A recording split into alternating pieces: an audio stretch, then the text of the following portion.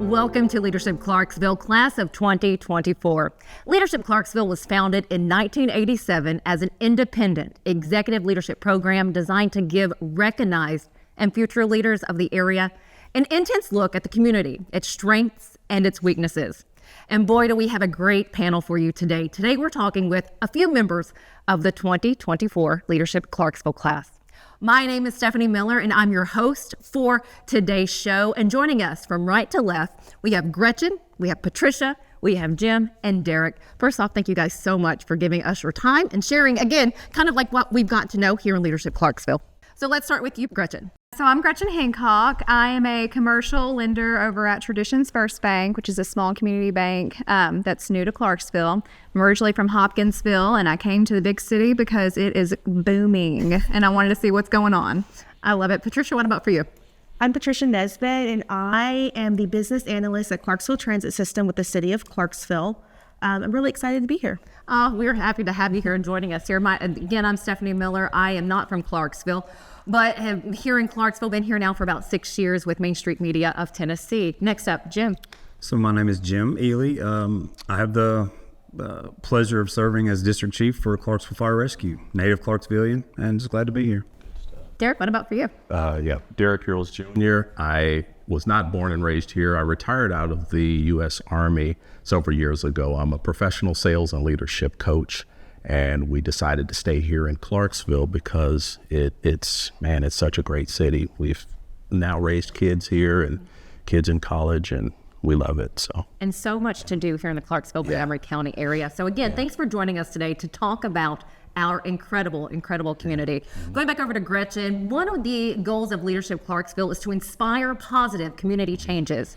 What community insights have you learned in your time here with Leadership Clarksville? I've learned so much. And like I said, I'm from Hopkinsville. I've been here about 3 years. And so it just has given me the insight of the ag world. It's given me the insight of everything that Austin Peay does and how they're so involved with the community, and there's so many ties. It's given me insight with the government, how it operates, the Regional Planning Commission, the plans for the future. I mean, it's just really enlightening how every piece of the puzzle worked together to make this a very successful and a very booming city. Thank you for sharing that. Patricia, what community issues maybe would you like to see Clarksville's leadership focus on in the next few years? Ooh, that's such a great question. Something that I would love Clarksville to focus on is, as we're experiencing this like dynamic growth right now, how do you still stay true to who and what Clarksville is for those who have lived their whole lives here? I worked in Nashville during their growth time for a nonprofit, and you quickly saw such disparity between old and new. And so I would love to see Clarksville encourage community between those that are coming and those that have been here. Thank you for that, and can't wait to hear, Jim, what you have to say about this next question. What is the most important part of being a leader in this particular community? That's a good one. I don't know that there's one thing, and I think just being a leader in general, you're obligated to be an example. You're obligated to motivate, and then you're also obligated to empower. So if how can you lead if you're not an example yourself? Once you motivate those people to be their best, you have to empower them to go out and do it. So that would be my answer. It's like servant leadership is what I've learned in Leadership Clarksville. And I know people see leadership in a different way. What about for you, Gretchen?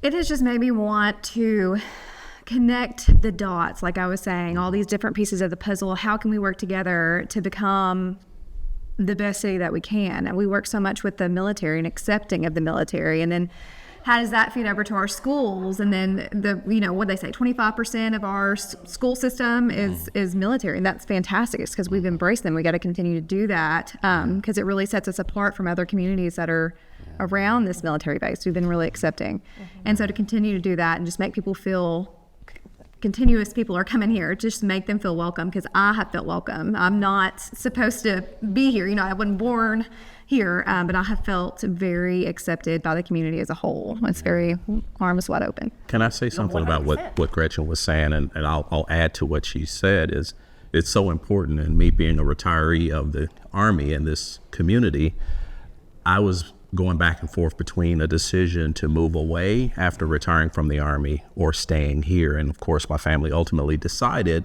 that we were going to stay here.